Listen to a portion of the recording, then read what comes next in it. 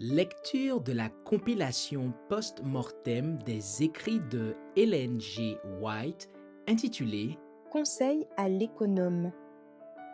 Chapitre 11. Vente d'immeubles et de propriétés. Dieu invite ceux qui ont des biens, des champs ou des maisons à les vendre et à en donner le prix pour subvenir aux besoins des champs missionnaires.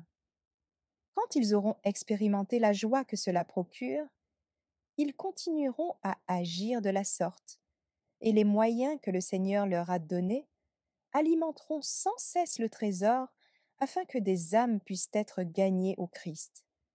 À leur tour, celles-ci pratiqueront le même renoncement, la même économie et la même simplicité pour l'amour du Christ en apportant, elles aussi, leurs offrandes à Dieu. Par ces ressources, judicieusement employées, d'autres âmes se convertiront encore. Ainsi l'œuvre continuera d'avancer, montrant que les dons de Dieu sont appréciés. Le divin dispensateur est glorifié par la fidélité de ses économes. Quand nous faisons de vibrants appels en faveur de la cause de Dieu, quand nous exposons les besoins financiers de nos missions, des âmes consciencieuses qui croient à la vérité sont profondément remuées. À l'exemple de la pauvre veuve qui s'attira les louanges du Christ parce qu'elle mit dans le trésor 2 pites, elles donnent, malgré leur pauvreté, tout ce qu'elles peuvent. Elles se privent souvent même du nécessaire, alors qu'il y a des hommes et des femmes qui, possédant terrain et immeubles, se cramponnent avec une égoïste ténacité à leurs biens terrestres, et n'ont pas assez de foi dans le Seigneur et dans le message pour les donner à son œuvre. C'est à eux que s'adressent spécialement ces paroles du Christ. Vendez ce que vous possédez et donnez-le en aumône. Luc 12, verset 33. Recherchez le conseil de Dieu. Des frères et des sœurs, pauvres, m'écrivent pour me demander s'ils doivent vendre leur habitation et en donner le prix à la cause. Ils déclarent avoir été bouleversés par nos appels et éprouvent un ardent désir de faire quelque chose pour un maître qui a tout fait pour eux. Je leur répondrai: il se peut que vous ne deviez pas vendre vos modestes habitations pour le moment, mais prenez vous-même conseil de Dieu pour obtenir la sagesse de comprendre votre devoir. Il entendra certainement vos ardentes prières. Témoignage pour l'Église de 385 à 386. Diminuer les possessions et non les augmenter. C'est aujourd'hui que nos frères devraient diminuer leurs possessions au lieu de les augmenter. Nous sommes sur le point d'entrer dans un pays meilleur, dans le pays céleste. Ne nous établissons donc pas sur la terre, mais ayons-y le moins d'attache possible. L'heure vient où nous ne pourrons plus vendre à aucun prix. Bientôt, un décret défendra d'acheter et de vendre à quiconque n'aura pas la marque de la bête. Témoignage pour l'Église 2, 46 et 47. Préparation pour le temps de détresse.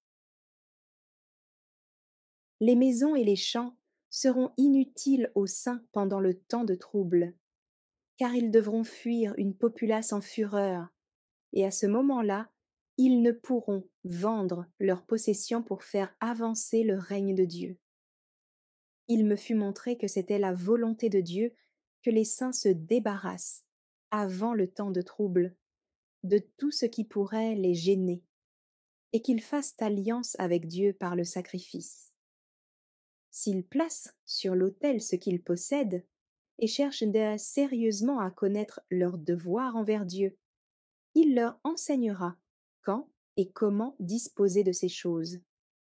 Ils seront alors dégagés de tout autant de troubles.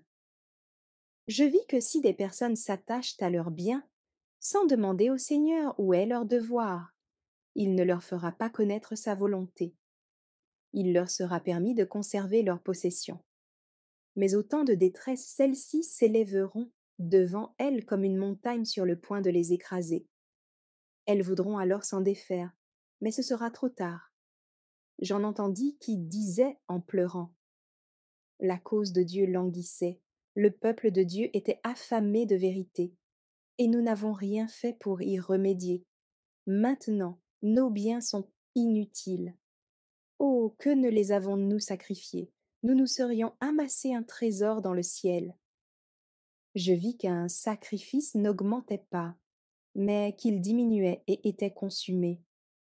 Je vis aussi que Dieu n'exigeait pas que tous vendent leurs propriétés en même temps, mais que, s'ils le désiraient, il leur ferait connaître au moment du besoin la quantité de leurs biens qu'ils devaient vendre, ainsi que le moment où ils devaient le faire.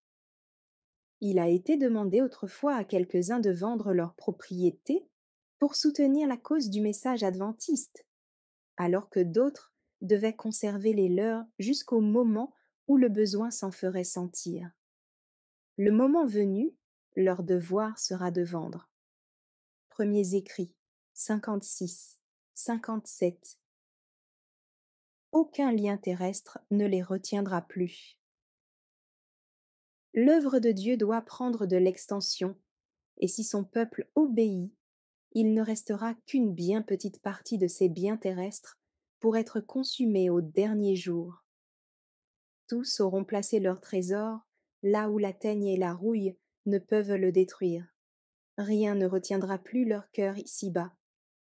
Témoignage pour l'Église, volume 1, 72.